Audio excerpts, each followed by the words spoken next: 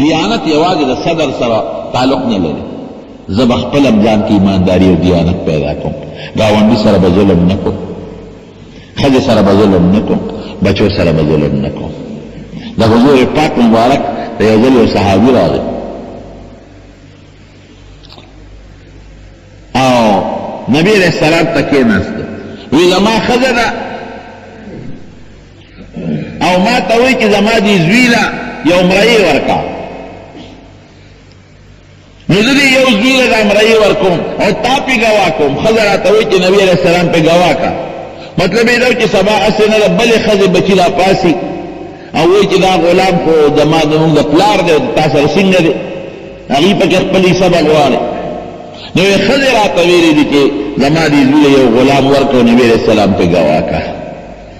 نو دا غلام ستا مخکې دې زوی له ورکړم، ته پې ګواه شه. نبي علیہ السلام ورته ویل زامن دې شته؟ یو. وی هغوی له دغسې غلامان ورکړي چې دله ورکړې؟ وی نه. ښه نو ما په ظلم ګواه کې، یو له ورکې نور له نه ورکې، په ظلم ما ګواه کې. انی لا اشهد علی جور، زه په ظلم ګواهي نه کوم. واپس کړې دا غلام، دې ته ایمانداري وه. دې پلاران هم ګوره ظلم کوي، یو زوی ته په ښه نظر او بل زوی ته لږ په کمزوري نظر، یو زوی له ښه شی ورکول بل زوی له کم شی ورکول، زوی له ورکول لور له نه ورکول. حضور پاک فرمایي نبی علیہ السلام چا چې خپل وارث د خپل حق نه محرومه که الله به د جنت نه محرومه کړي. دیانت یوازې دا خو نه چې مونږ وایو لکه دا بادشاه کې عدل او دیانت نشته، نه ځان کې به پیدا کې. یہ وزیر صاحب کی عدل و دیانت نشتا، نہ ځان کې بم پیدا کې. ما کې سونه پوری دیانت ته شپې کې سمله سر پټکا بلستان کې لږ سوچو کا چې ما کې سونه ایمانداری ده، ما کې سونه دیانت ته. دا گاونډي سره مې څه سلوک دی، خلک سره مې څه سلوک دی، زامنو سره مې څه سلوک دی. لور سره د پچوړې او پاختر رضا کو یو ښکارې چوری دا د لور حق دی. او د اختر شوقدر خو پکې نشته، نیم خبر چې شته اوس کې نشته. او یو اختر کې یو معمولي غوندې یو دړی روجې او یو پټې ټینګې او چېرته د ململ یا د خاصې جوړه، او په بل اختر کې دا او څه فخر کوي برید ته د خور لور حق دی که دا زما د خور لور حق دی. د خور لور حق دا جایداد دې د خېټې لاندې کړی د خور لور حق دی. نقد مال تا لاندې کړی د خېټې دا د خور لور حق دی. د خور لور حق جایداد کې دی، د خور لور حق ځمکه کې دی، د خور لور حق کور کې دی، د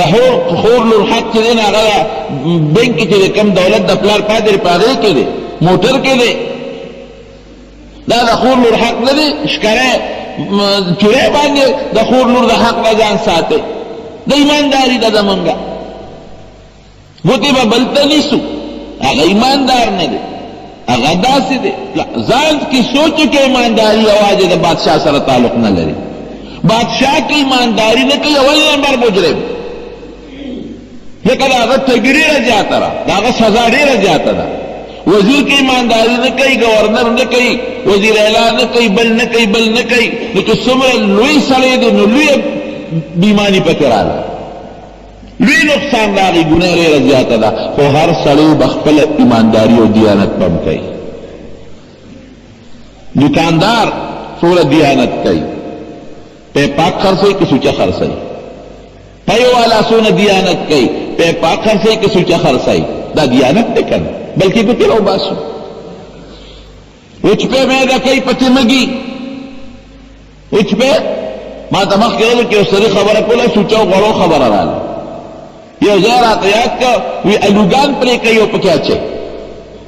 یا خدای پاک دا پیسه څومره خوږه شوه، د ایمان نه م زیاته خوږه شوه، د پیغمبر د خبرې نه م زیاته خوږه شوه. دا هم ما ته خپل پیغمبر ورته ګیبه نه کوي، من غشنا فلیس منا. چا چې زما مسلمان سره دوکه وکړه دا زما ډله کې نه دی. نو د پیغمبر د خبرې نه ستا دا پیسه ډېره خوږه شوه. مساله کې تګي دوکه، غوښه کې تګي، د هډوکو عامل به درته په غاړه کي. خدای دې سره اوس څه وکړو، هم پکې شته نیکان هم شته، ټول بدن بني. مساله کې تګي، په غوړو کې تګي، په اوبو کې تګي، اوبه چې در باندې مې کومې خرڅوي په بوتل یې لیکلي چې دا هغه کوم منرل واټر دي او ډکړې د تورنګو د کندې دي. یو مثال درکو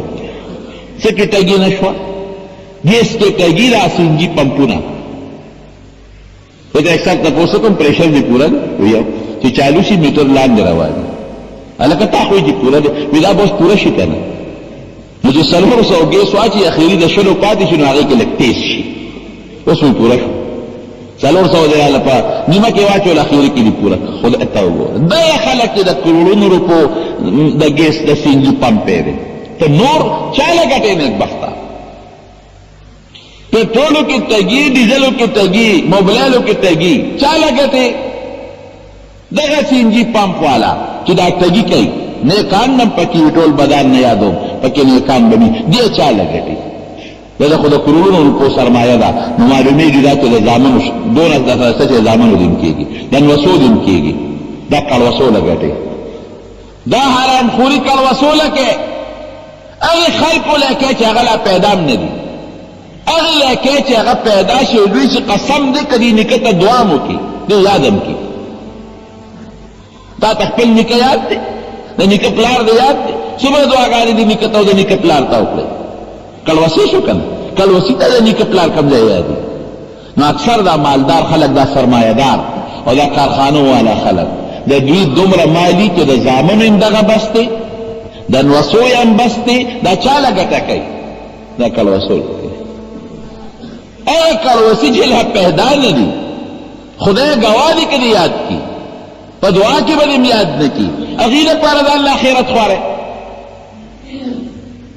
خدا با پدی پی جنے و شیطان من پی جنے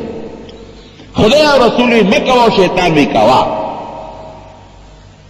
منگا شیطان تابیدارے پا مخارشتی ہر سالے بل تک بتنسی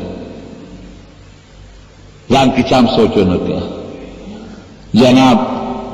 داود ایماندار مثال ماشاءاللہ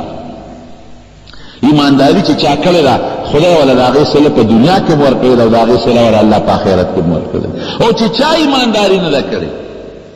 دغه صحابه کرام ایماندار خلک وو دیانتداري پکې وه تر ننه پورې موږ نن څونه په عزت اخلي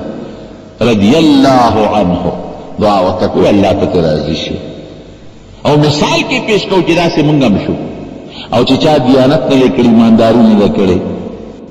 حضرت ابراہیم علیہ السلام چې کله بیت الله شریف جوړ کو او د رب العالمین نے درخواست کو نو دا هغه په دعا کې یو دعا دا وَإِذْ يَرْفَعُ إِبْرَاهِيمُ الْقَوَاعِدَ مِنَ الْبَيْتِ وَإِسْمَاعِيلُ رَبَّنَا تَقَبَّلْ مِنَّا إِنَّكَ أَنْتَ السَّمِيعُ الْعَلِيمُ. لومبه دعا خو یې دا وکړه چې خدای دا بیت الله ما او زما دې بچي روان کړی دی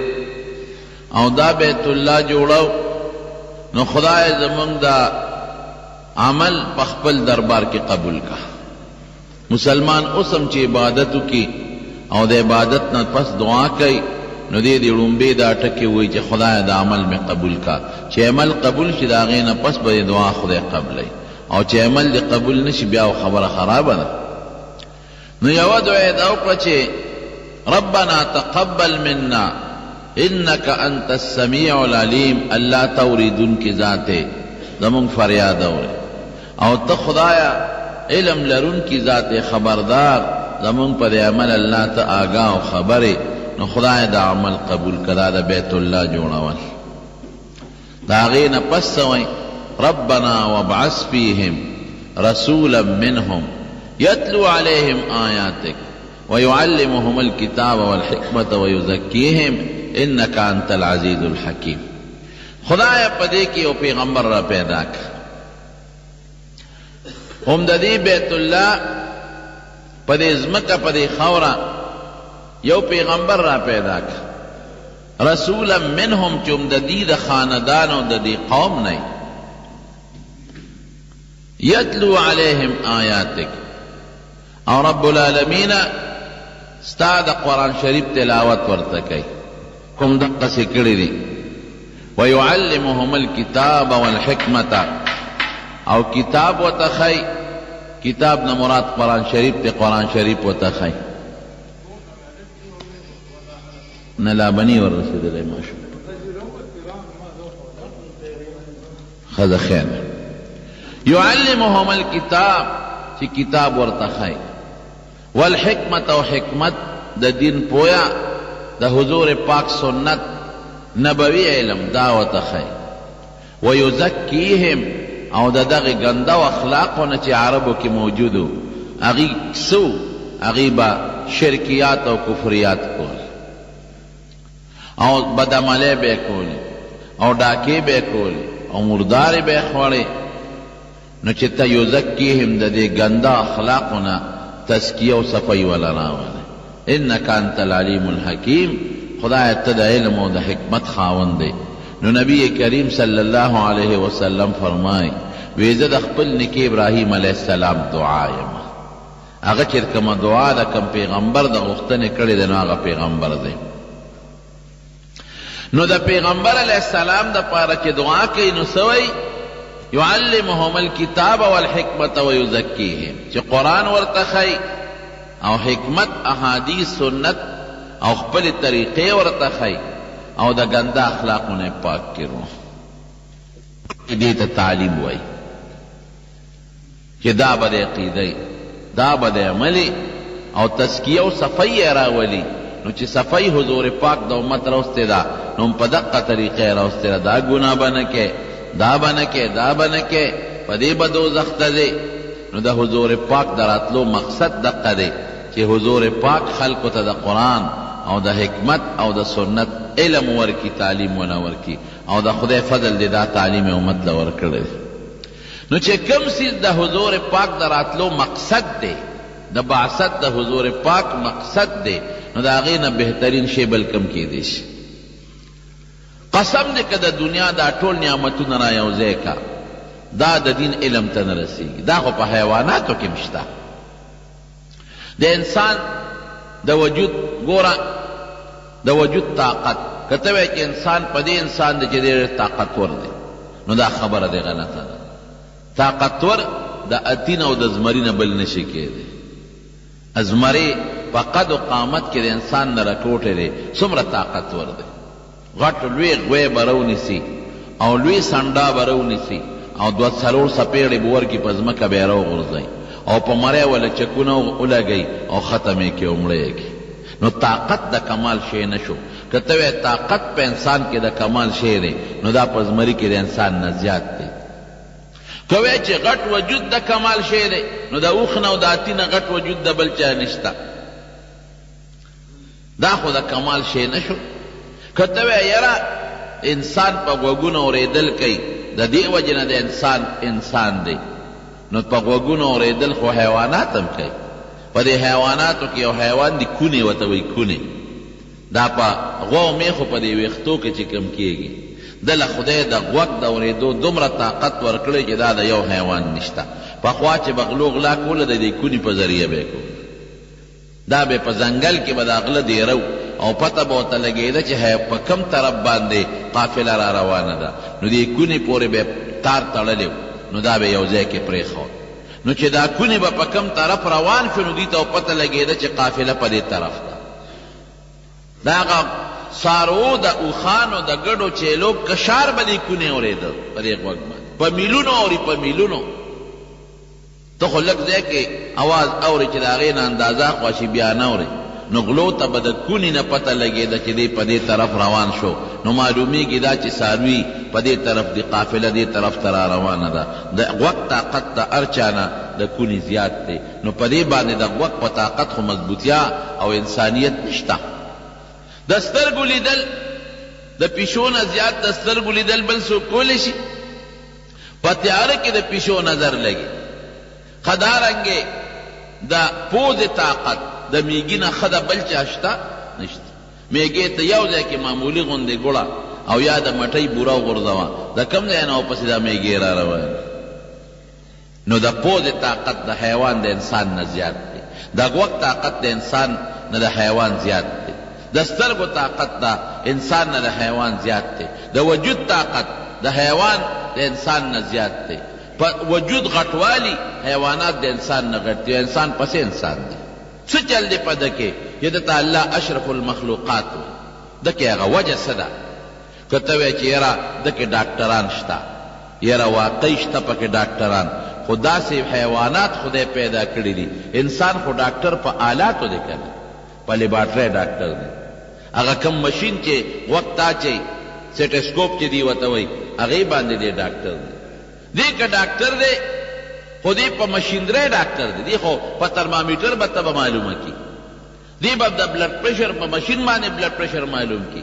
دی به د لیبارټرۍ نه ټسټ وکړي نو مرض به معلوم کی، دی به ایکسرې وباسي نو مرض به معلوم کی، دی به الټراساونډ وکړي نو د هغې نه مرض به معلوم کی. هسې خو دته د مرض پته نه لګي. دا مشینري او دا آلات ته لرې کا، او دا د کم مشینونو باندې چې ګولۍ او دارو او درمل جوړېږي هغه مشینونه لرې کا، نو ډاکټر د ځان علاج بیا نشي کولی.